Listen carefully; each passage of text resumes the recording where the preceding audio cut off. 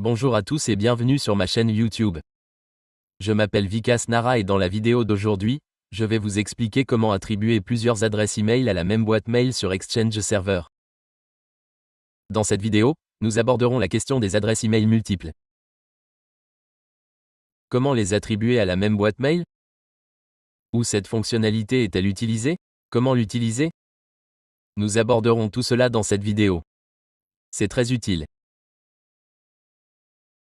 Dans les grandes entreprises, par exemple, vous pouvez avoir 10 à 20 employés du support qui travaillent ensemble. D'accord? Donc, si vous avez attribué des identifiants individuels à chacun d'eux, attendez, laissez-moi vous montrer comment cela fonctionne sur un bloc-notes. D'accord? Ensuite, nous ferons une démonstration pratique. Par exemple, voici 3 identifiants, n'est-ce pas? Vikas, Raoul et Nara. D'accord? Supposons que ces 3-là soient des membres de votre équipe de support. Vous leur avez attribué ces 3 identifiants. D'accord? Et ceci est un email de support. Ce n'en est pas un. Mais que se passe-t-il si quelqu'un envoie un email à ces 3 identifiants? Il sera envoyé aux 3.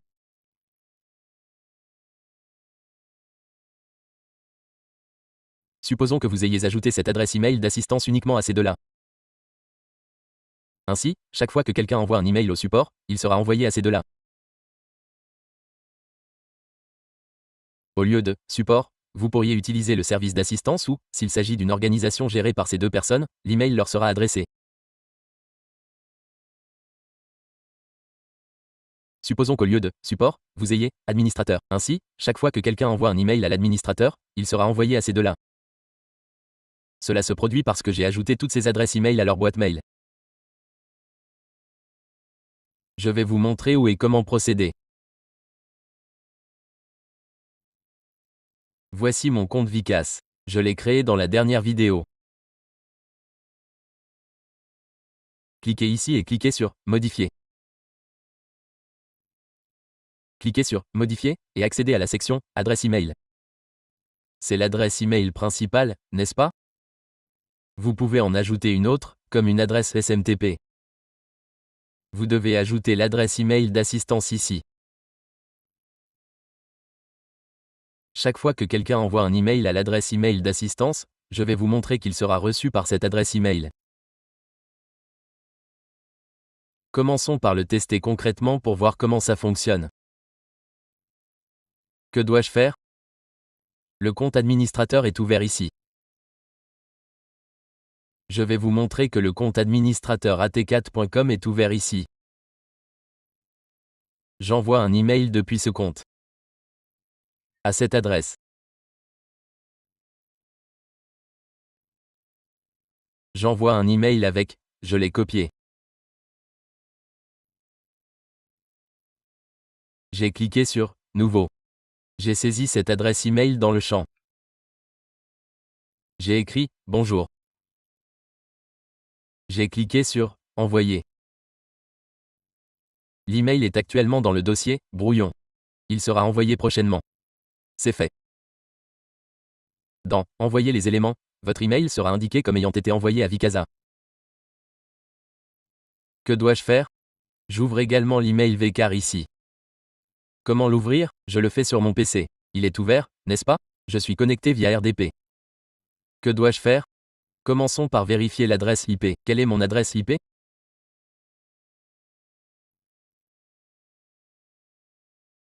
Voici mon adresse IP et je l'ouvre ici.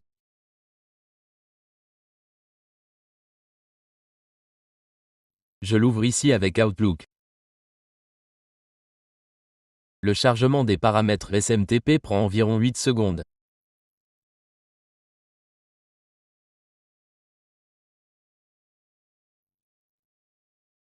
J'ouvre le compte utilisateur voix. J'ai ouvert l'utilisateur administrateur ici, puis l'utilisateur Vikas ici.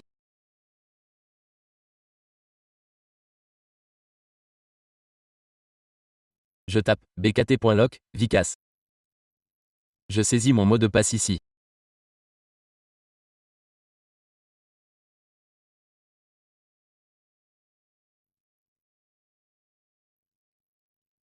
Je suis connecté. J'ai reçu l'email que je viens d'envoyer depuis le compte administrateur et il s'affiche ici. Laissez-moi faire. Le chargement est en cours.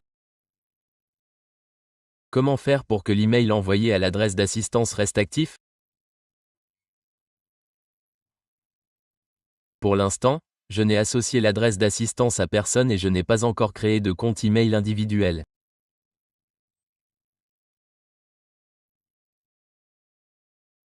Je clique sur cet utilisateur et je sélectionne « Modifier ». Ensuite, je clique sur « Adresse email », je clique sur le signe plus et j'ajoute l'email ici.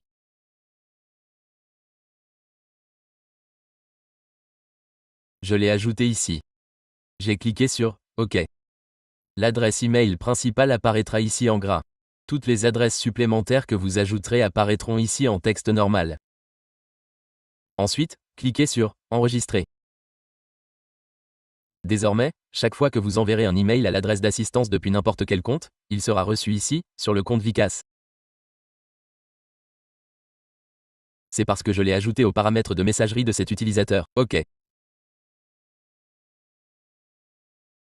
J'envoie maintenant un email depuis le compte administrateur à l'adresse d'assistance. J'envoie cet email à support.kt.com.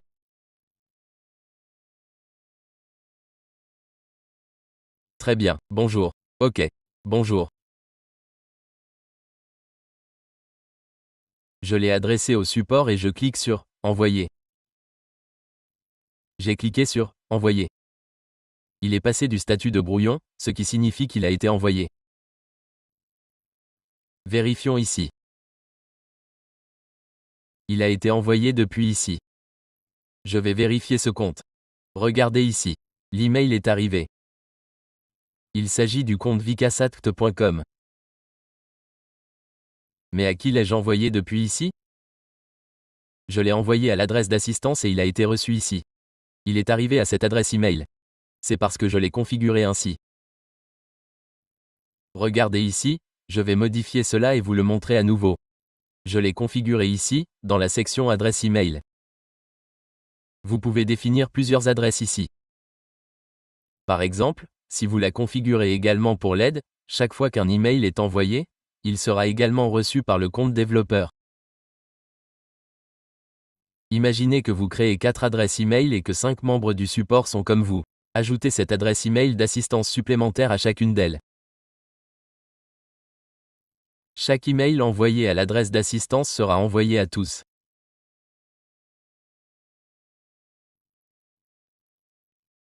Ainsi, vous pouvez mieux organiser l'adresse pour le support ou le personnel technique. Vous pouvez l'attribuer séparément.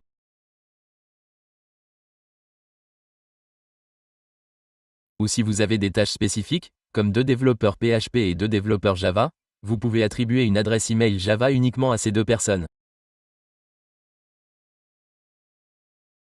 C'est très utile.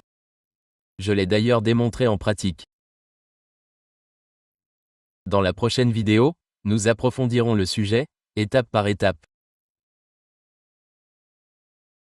Alors, suivez-moi et si vous n'êtes pas encore abonné à ma chaîne YouTube, abonnez-vous. Merci d'avoir regardé la vidéo.